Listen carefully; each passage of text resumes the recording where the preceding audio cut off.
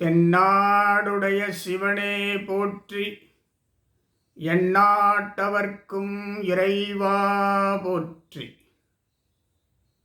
கோளறு பதிகத்திலிருந்து ஒரு பாடல். உருவளர் பவளமேனி ஒளி நீரணிந்து உமையோடும் வெள்ளை விடைமேல் முருகலர் கொன்றை திங்கள் முடிமேலணிந்து என் உளமே புகுந்ததனால்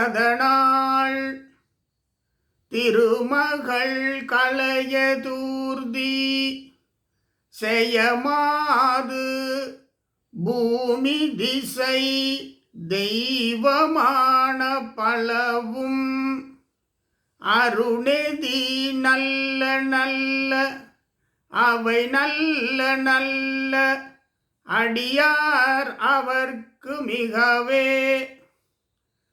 திருஞான சம்பந்தப் பெருமான் அருளிச் செய்திருக்கின்ற கோளறு பதிகம்.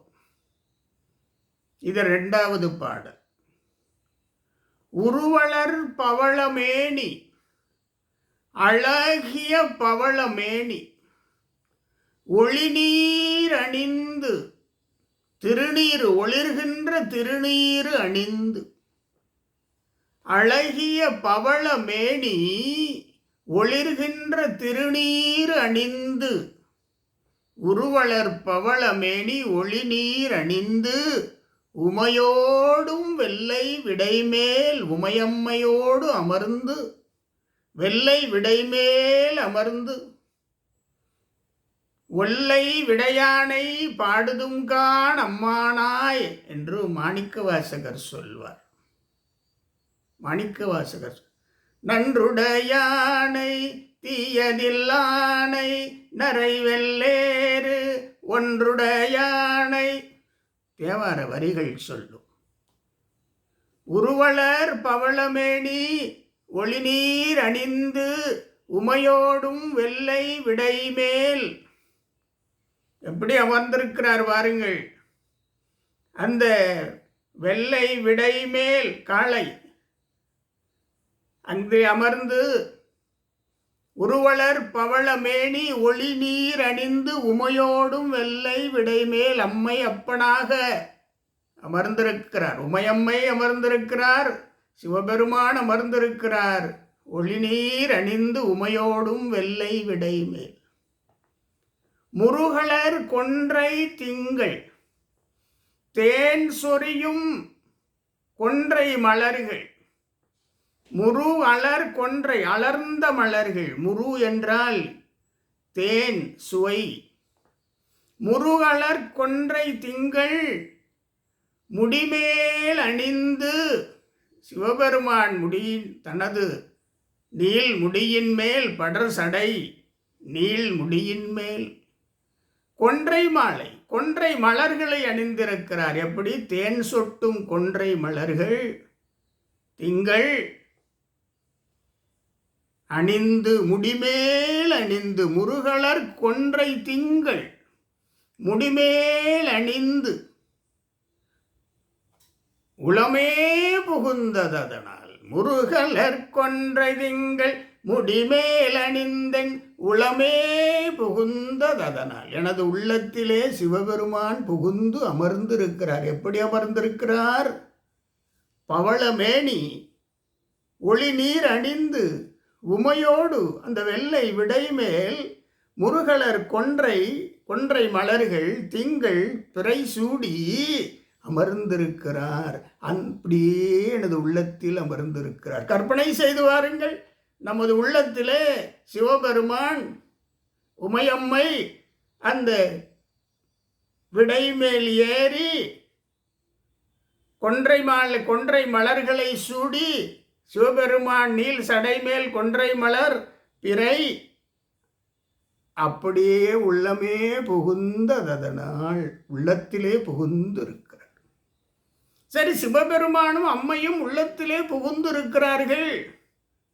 அதற்கடுத்து ஞானசம்பந்த பெருமான் சொல்கிறார்,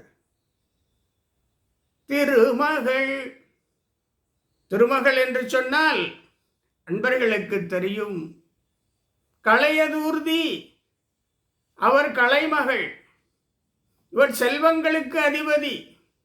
திருமகள், கலையதூர்தி கலைமகள், செய்யமாது வீரத்திற்கு செய்யமாது, அலைமகள் கலைமகள் மலைமகள்.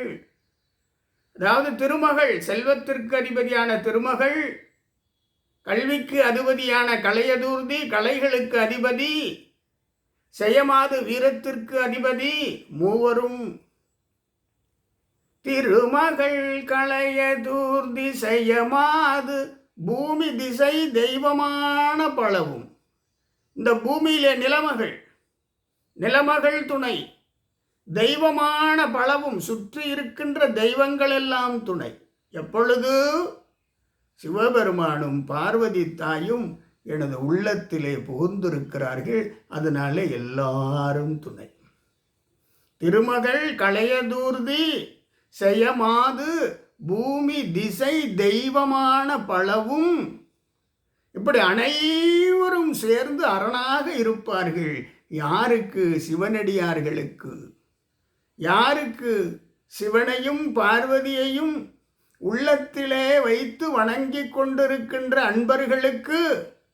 திருமகள் கலையதூர்தி செய்யமாது பூமி திசை தெய்வமான அனைத்தும் தெய்வமான பலவும்.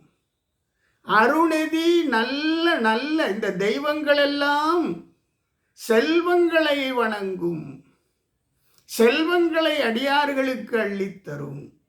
அருணெதி என்றால் செல்வங்கள். அருணெதி நல்ல நல்ல, அவை நல்ல நல்ல அடியார் அவருக்கு மிகவே.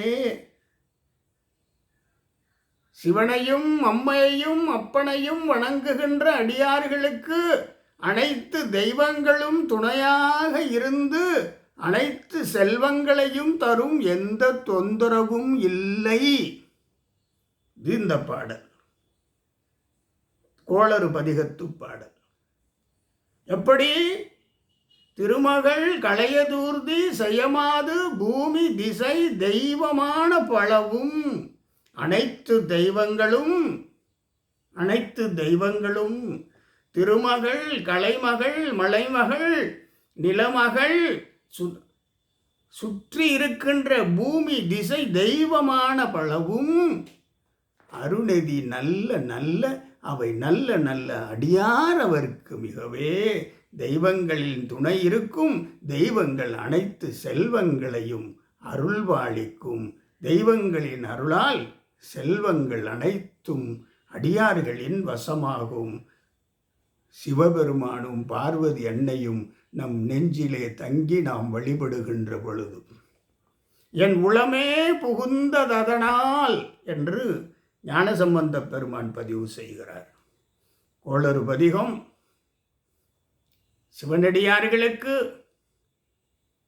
சிவனின் திருவடிகளை எண்ணி உள்ளத்திலே சிவபெருமானையும் பார்வதி அன்னையும் வைத்து வணங்கி வருபவர்களுக்கு எந்நாளும் நலமே, அனைத்து செல்வங்களும் உண்டு, எந்த தீவினைகளும் இல்லை, எந்த கஷ்டங்களும் இல்லை, எந்த தொந்தரவும் இல்லை என்பதை இந்த பாடல் வலியுறுத்துகிறது. ஞானசம்பந்த பெருமான் அருளியிருக்கிற பாடல் கோளறு பதிகம். இந்த பாடலை நாம் தொடர்ந்து பாடுவோம். அனைத்து தீவினைகளிலிருந்தும் விடுபடுவோம். நல்வினைகள் நம்மை சூழ்ந்திருக்கட்டும். அனைத்து தெய்வங்களின் துணையும் நம்மை சூழ்ந்து இருந்து நம்மை காக்கட்டும். தென்னாடுடைய சிவனே போற்றி, எந்நாட்டவர்க்கும் இறைவா போற்றி.